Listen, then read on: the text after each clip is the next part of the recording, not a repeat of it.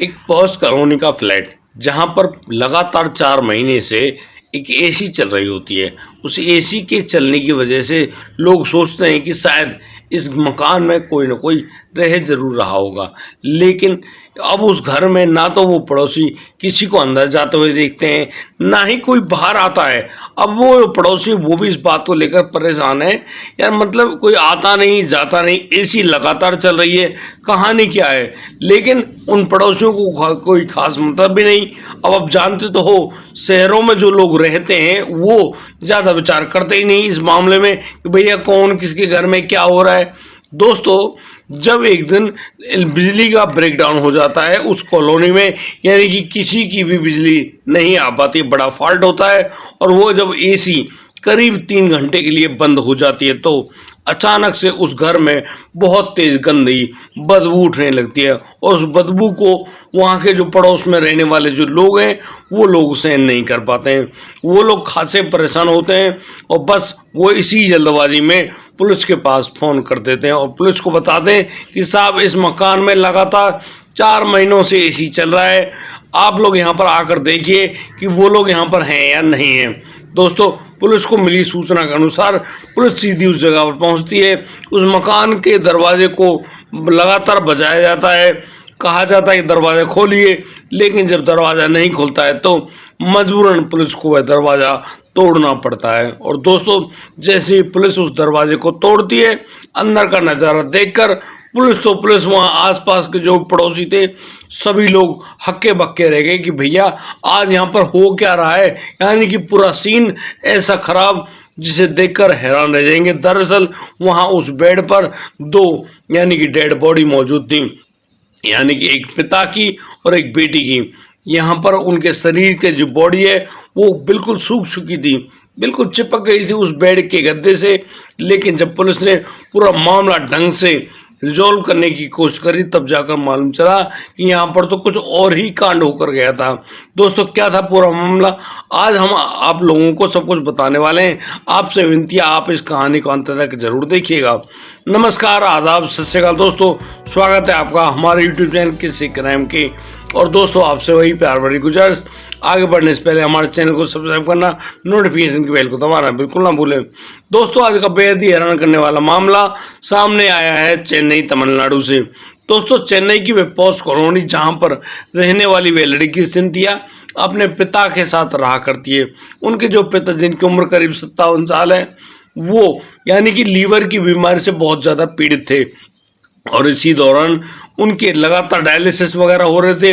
और उसी सिलसिले में वह लड़की सिंथिया, जो कि एक प्राइवेट कंपनी में जॉब भी किया करती है, वहीं से जो तनख्वाह मतलब कि लेती है उसी से अपने पिता का इलाज भी करा रही होती है। दोस्तों, उसके पिता की भी कुछ पेंशन वगैरह होती हैं, और उन्हीं की वजह से उसका जो जीवन यापन है वो ठीक ढंग से चल रहा होता है। इसी दौरान उस सिंथिया की यानी कि सोशल मीडिया के दौरान एक आदमी से मुलाकात होती है। ये आदमी होता है सैमुअल, जो कि ऑस्ट्रिया देश का रहने वाला था। और जिस प्रकार से उसकी ये दोस्ती हुई, यहाँ पर वो दोनों एक दूसरे से अपने अपने प्यार का इजहार करते हैं। यहाँ उस सिंथिया को मालूम चलता है कि जो सैमुअल है, सैमुअल की पत्नी तो थी, लेकिन किन्हीं कारणों से वो उनसे अलग रहने लगी हैं। अब जो सैमुअल है वो भी अकेला रहता है, उनकी पत्नी पता नहीं कहाँ पर रहती हैं। अब इस प्रकार से जब सिंथिया और सैमुअल की मुलाकात होती है, इस मुलाकात के चलते वो दोनों प्यार में पड़ जाते हैं, और फिर तो उनके बीच में वही प्यार वाला सीन। यहाँ पर उस सिंथिया के दिमाग में कुछ ऐसी बात आती है, उसको लगता है कि शायद वह अपने पिता पर पूरा गौर नहीं कर रही है, और इस बात के लिए वह दोषी समझती है उस सैमुअल को। और वह अक्सर कई बार उस सैमुअल से यह भी कहने लगती है कि सैमुअल, तुम्हारी वजह से वो अपने पिता का ठीक से ख्याल नहीं रख पाती है, और कहीं ऐसा ना हो उसके पिता के साथ कुछ अनहोनी ना हो जाए। दोस्तों, इसी वजह से वो जो सैमुअल है वो भी कहता है, तुम ज़्यादा टेंशन मत लिया करो सिंथिया, देखो जो होना है वो तो होना ही है, वो तो ना तुमसे रुकेगा ना उससे रुकेगा, लेकिन वो ऐसी कोई भी कोशिश नहीं करेगा। और एक काम करो, तुमको लगता है कि उनकी मुलाकात मतलब कि दूर होने की वजह से दूर हो रही है, एक काम करो, वह सैमुअल भी तुम्हारे घर पर ही आ जाता है, यहाँ पर हम 3 लोग रह लेंगे और तुम्हारे पिता की अच्छे से देखभाल हो लेगी।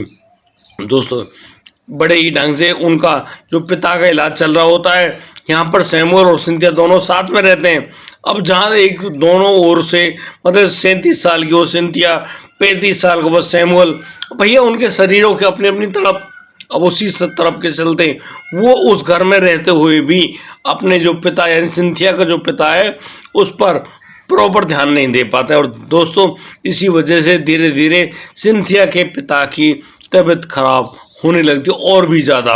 अब तो लगातार जब उनकी हालत काफ़ी ज़्यादा खराब हो जाती है, वो घर में ही बेहोश हो जाते हैं।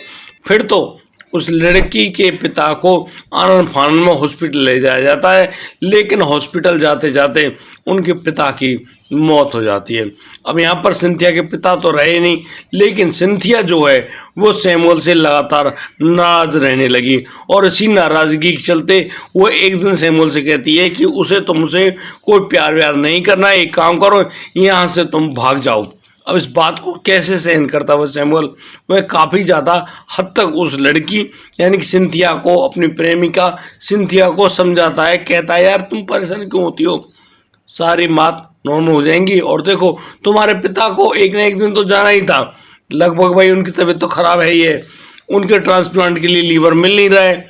अब इस वजह से उनका जो डायलिसिस चलता है, डायलिसिस की वजह से मतलब काफ़ी हद तक डॉक्टर्स भी उनकी ज़िंदगी को बचाने की कोशिश कर रहे हैं, लेकिन वो सक्सेस ही नहीं हो पा रहे। तो उसमें उसका क्या दोष। और अब ये जो हो गया वो तो हो गया। अब इन बातों को जब वह जो सिंथिया है यानी कि अपने पिता की जो मौत का जो जिम्मेदार समझती है, वो सैमुअल को ही समझती है और सैमुअल से बुरा भला कहना शुरू कर देती है। दोस्तों इसी दौरान यानी कि जब दोनों मतलब गुस्से में एक दूसरे से बहस कर रहे हैं, अचानक से वह जो सैमुअल है वह सिंथिया को बहुत बुरी तरह से धक्का दे मारता है। और इसी धक्के की वजह से उसका जो सर होता है वो बेड से यानी कि बेड के कोने पर टकराता है और अचानक से उस सिंथिया की आवाज़, आंखें, हाथ पैर चलना बिल्कुल बंद हो जाते हैं और बस वो यहाँ पर उस सिंथिया की जो अंतिम सांसें हैं वो भी पूरी हो जाती हैं और सिंथिया भी दुनिया को छोड़कर जा चुकी होती है। अब यहाँ इस घर में दो डेड बॉडी मौजूद हैं, पहली सिंथिया के पिता की और दूसरी खुद सिंथिया की। अब यहाँ पर वो जो सैमुअल है वो बड़ा ही हैरान और दुखी, वो करे क्या भाई। अब वो इस कंडीशन में बिल्कुल फंस चुका था। सैमुअल जो कि एक होम्योपैथी का डॉक्टर था, उसको केमिकल्स वगैरह की काफ़ी अच्छी नॉलेज भी थी और इसी नॉलेज के चलते वह अब मार्केट जाता है और अच्छे से जो केमिकल्स वगैरह होते हैं उनको लेकर आता है। उनको लेकर आने पर सिंथिया के घर में वह वहाँ पर एसी को ऐसे ऑन करता है कि वह हमेशा ऑन ही रहे, बंद ना होने पाए। और इसी बात का ख्याल रखते हुए वहाँ पर उन दोनों मतलब कि पिता और बेटी दोनों की बॉडी को बेड पर लेटाता है, उनके ऊपर केमिकल वगैरह छिड़कता है जिसकी वजह से वहाँ पर कोई गंदी बदबू ना उठे और उस एसी को चलाकर छोड़ देता है। और अब तो वह वहाँ से निकल भागता है, कहाँ के लिए, अपने देश ऑस्ट्रिया के लिए। और जिस प्रकार से उसने इस पूरे काम को अंजाम दिया वह आगे के लिए मतलब अपना रास्ता भी तय कर चुका होता है और वह पहुँच जाता है ऑस्ट्रिया। और जैसे ही उस कॉलोनी में इलेक्ट्रिसिटी का ब्रेकडाउन हुआ, उसी वजह से यानी कि उन 3 घंटों की एवज में अब तो उस घर में से बहुत ही गंदी बदबू उठने लगती है, जैसे कि कोई बहुत बुरी तरह से सड़ रहा हो, कोई जानवर हो सकता है, कोई मतलब कि कुछ भी हो सकता है। अब यहाँ पर जो कॉलोनी के लोग हैं वो काफ़ी ज़्यादा हैरान होते हैं, दुखी होते हैं और अब जब उनके द्वारा पुलिस को वहाँ बुलाया जाता है तब जाकर ये राज ओपन होता है। दोस्तों पुलिस अब आगे बढ़ती है और उस लड़की का जो फ़ोन है उसको उसी घर से मतलब कि बरामद करती है। यहाँ पर मालूम चलता है कि ये जो मतलब कि लगातार 4 महीने से जिससे उसकी बातचीत हो रही होती है वह है वो लड़का सैमुअल। अब सैमुअल के बारे में पूरी जानकारी मिलती है। अब पुलिस की एक टीम ऑस्ट्रिया भी जाती है और ऑस्ट्रिया से उस सैमुअल को गिरफ्तार करके लेकर आती है इंडिया। और यहाँ लाने के बाद जब उसके ऊपर कोर्ट की कार्रवाई चल रही होती है तब जाकर उसको मतलब अरेस्ट भी किया गया, उसके ऊपर केस भी चलाया गया और वह सैमुअल उस लड़की की हत्या करने के जुर्म में यानी कि जेल के अंदर बंद है। दोस्तों इस पूरे घटनाक्रम को सुनाने का उद्देश्य किसी को परेशान करना नहीं है, किसी का दिल दुखाना नहीं, लेकिन जिस प्रकार से ये घटनाक्रम सामने आए हैं उनसे तो भाई यही लगता है कि इंसान प्यार करे, मोहब्बत करे और फिर उसी के चलते अपनों से संबंध छुड़ा बैठे। यानी अपने आदमी, यानी अपने परिवार, अपने माता पिता, उनकी इज्जत के साथ खिलवाड़ करना शुरू कर दे। ये कहाँ तक सही या गलत है, आप लोग हमें कमेंट करके ज़रूर बताएं। और भैया मैं तो सभी लोगों से यही बात कहना चाहता हूँ, इस प्यार मोहब्बत के जंजाल में मत फंस जाना, क्योंकि इनका जो अंत है ना बहुत ही बुरा होता है भाई।